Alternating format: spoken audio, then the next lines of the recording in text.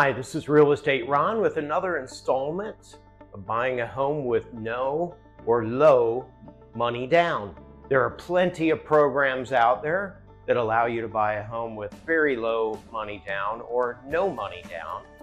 I've already talked about the one in Montgomery County, having closed a transaction there earlier this year.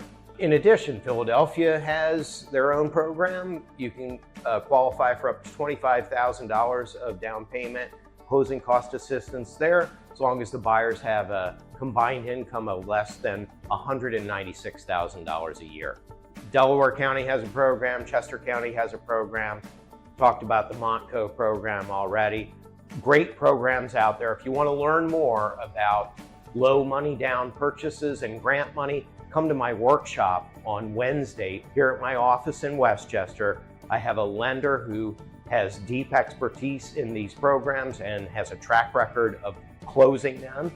And so that is Jennifer Finkey with AmRes. She is my guest speaker on Wednesday at 7 p.m., a workshop on buying with low and no money down in the greater Philadelphia area.